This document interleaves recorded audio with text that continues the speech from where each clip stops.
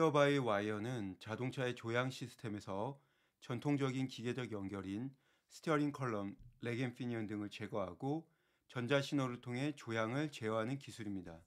테슬라는 이 기술을 특히 사이버 트럭에 처음으로 상용화했으며 다음과 같은 특징이 있습니다. 운전자의 스티어링 휠 입력은 센서로 감지되어 전자 신호로 변환, ECU에서 처리된 후 액추에이터가 바퀴를 조향하도록 작동합니다. 사이버 트럭은 전륜뿐 아니라 후륜도 전자적으로 제어하는 사륜 조향 시스템을 포함합니다. 저속에서는 후륜이 전륜과 반대 방향으로 10도까지 회전해 회전 반경을 줄이고 고속에서는 안전성을 높입니다. 또한 조향 비율이 속도에 따라 동적으로 조정됩니다. 예를 들어 저속에서는 매우 민첩하게 반응하고 고속에서는 안정적으로 조향됩니다. 이는 사이버 트럭이 스포츠카처럼 민첩하면서도 대형 픽업 트럭의 안정성을 유지하게 합니다. 기계적 연결이 없어도 스티어링 휠의 도로 상태를 시뮬레이션하는 햅틱 기술이 적용되어 운전자에게 실제 조향 감각을 제공합니다. 또한 테슬라는 사이버 트럭에 48V 전기 아키텍처를 도입해 스티어 바이 와이어에 필요한 모터와 제어 시스템을 효율적으로 구동합니다. 이는 12V 시스템 대비 더 높은 전력 효율과 공간 절약을 제공합니다. 스티어링 컬럼 등 기계적 연결을 제거해 부품 수를 줄였고 생산 공정과 유지 보수를 단순화했습니다. 이와 같이 테슬라의 스티어 바이 와이어 기술은 여러 장점을 가지고 있습니다.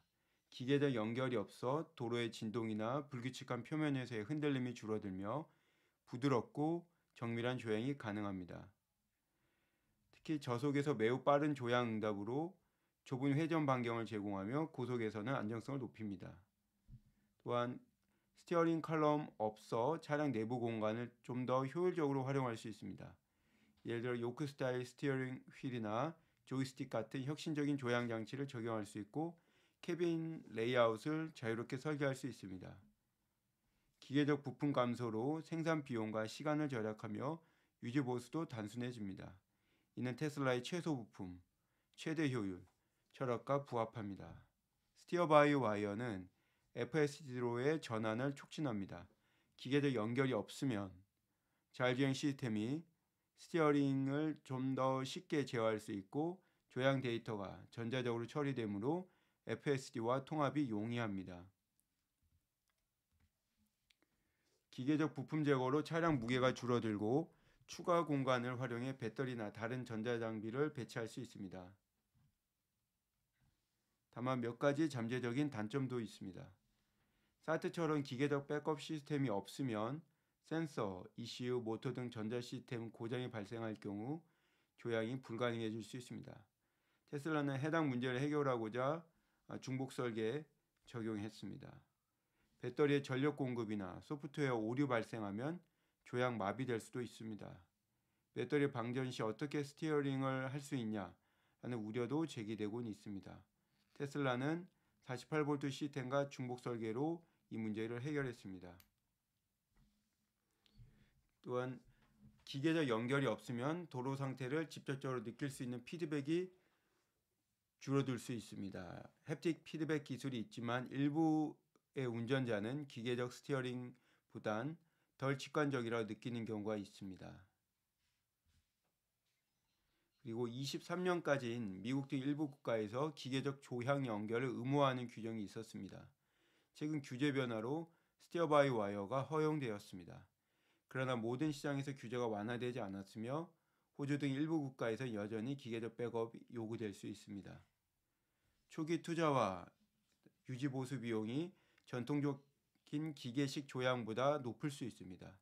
복잡한 전자 시스템은 고장 시 전문 기술과 장비가 필요하며 소비자에게 추가 부담이 될 수 있습니다.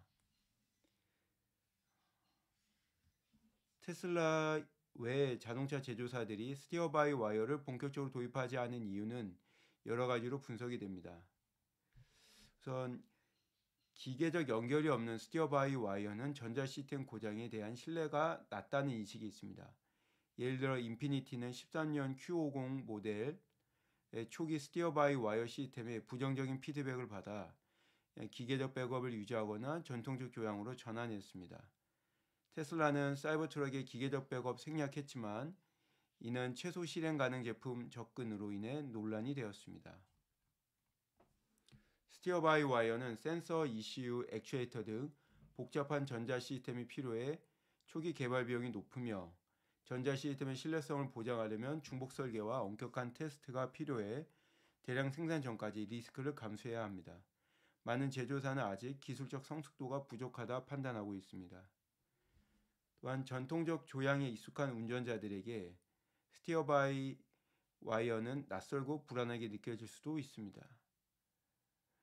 일부 운전자들이 기계적 연결이 없는 조향은 안전하지 않다는 의견을 표명했고 이는 제조사들이 대중시장 도입을 주저하게 만드는 요소입니다. 인피니티, 그다음에 렉서스의 토요타 RG450이, 닛산 등 일부 제조사는 스티어 바이 와이어를 테스트했으나 대부분 기계적 백업이나 전통적 조향과 병행하고 있습니다. 포드, GM 같은 제조사 특허를 출원했으나 상용화는 아직 진행 중에 있습니다. 어니콜 전문 복귀 다시 이어가겠습니다. 올해 25년도에 미국의 많은 도시에서 언슈퍼바이즈드 FSD를 시행하고 내년 26년도에는 전국적으로 확산될 겁니다. 희망하건대 26년 말 대부분의 국가에서 언슈퍼바이즈드 FSD를 할 것입니다. 이것이 지금 내가 가지고 있는 최고의 데이터에 기반한 예측입니다.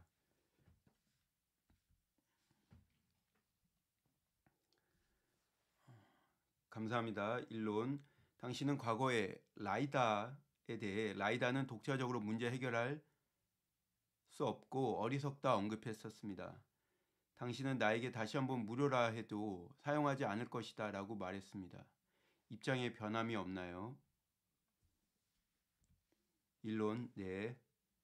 아담, 자세한 설명 부탁드립니다. 아니면 다른 질문을 할까요? 일론, 보세요.